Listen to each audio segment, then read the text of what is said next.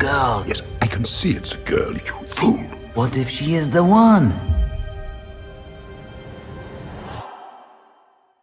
Hello?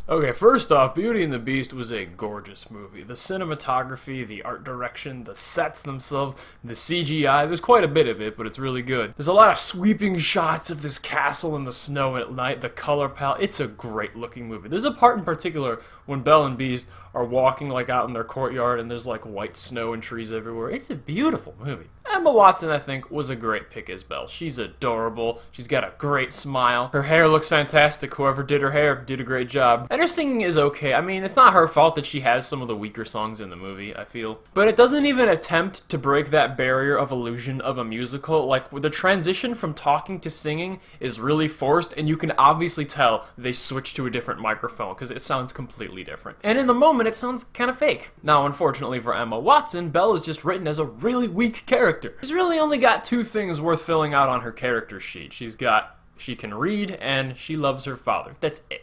She's got no development. She doesn't have to change at all. I mean, she's cute and she's adorable and she's fun to watch, but I mean, she's a very, very flat character. It's probably because the original movie came out a quadrillion years ago. And I don't want to hear a lick of, oh, this is a remake, it's supposed to copy the original. This is a new movie released in 2017, and it had better stand on its own. And if a beat-by-beat remake of the original doesn't result in, you know, a super good movie, then what does that say about the original? It has aged. Shut up, you! Beauty and the Beast is a timeless classic with the most generic, predictable, simplistic plot in the world. Oh, it's not about the plot, it's about the music and the love. Well, really, it's not that good of a musical either. There were really only two songs that I remember. The obvious one is, you know, Beauty and the Beast at the end, the tale as old as time. That's kind of a hint. Tale as old as time. That's been done again and again and again and again.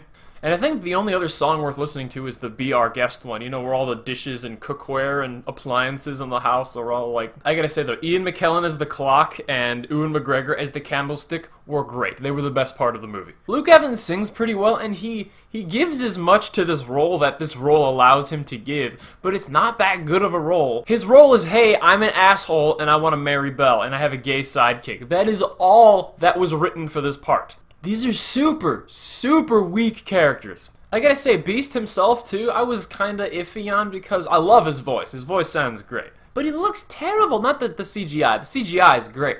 But, like, his face, he's got, like, a human face so that they could, you know, do mocap on it because mocap. But, like, he doesn't look like a beast. It looks like he's got freaking lips and a human nose. It's really gross. But not in, like, the good way. Because, you know, he's got horns in him, and he's supposed to be this, you know, beastly, unsightly creature. He's supposed to look like a monster. But his teeth are just barely pointy. You know, they don't even show through his mouth. He should have tusks and have, like, this long snout, and I did not like how Beast looked at all. But he's the only character that gets any kind of change or depth or growth throughout the movie. But at the beginning, when he locks up Belle's dad and she's like, let him go, and he's like, no, and she's like, fine, then I'll take his place, and it's like, that quickly, really? And her soul has this giant-ass hole in the back of it that she could just walk out of. Granted, there's a bit of a drop, but she could climb down, use her dress as a rope. It's like, come on. And even if Belle could sit in that cell securely, how was that ever a good location for a prison cell in a dungeon, in a castle that would have been, you know, a medieval structure and base? And there's this part in the forest where a bunch of wolves are around Belle, and they're all just like growling at her and strutting around, and it's like, yeah, she'd be dead in like 5 seconds. But no, this is a Disney princess movie, so it has to be PG. And then Beast comes in, you know, instead of, you know, tearing them to shreds with his massive claws, he just kind of throws them to the side, because, you know, this is a Disney movie, and it must be PG for everybody. I hear some people are like boycotting the movie because of the, you know, the whole gay thing with LeFou, which I think is dumb. I mean, you can boycott it because it's just not that good a movie. But in the movie, I mean, obviously he's gay. I mean, like, just because of what his character is and who he is and what he does and how he's all over Gaston. But, like, in the movie, it wasn't, like, pushed, like, he's gay, everybody, accept him. That wasn't the movie. That was Disney as a corporation just coming out and being like, hey, by the way, that guy's gay. And if you don't like it, you can suck it. There's also a black woman, like, every 5 seconds. And half of the couples are interracial. Just, not that there's anything wrong with that, I noticed it. It was pretty obvious. And the ending sucked. It was such a generic Disney Princess PG, you know, everything is okay now ending, and it's terrible. You know, I was mildly entertained through Beauty and the Beast. There are a couple really good songs, like I said, and it's a gorgeous looking movie, so it is by no means unwatchable. But does it deserve to be the classic icon that it is? No. I'm gonna give Beauty and the Beast a 6 out of 10. 6 out of 10? I mean, this is what you get when you make a movie that panders to families, children, and young girls. I mean, it's gonna suck. Just go see Logan again. Way better.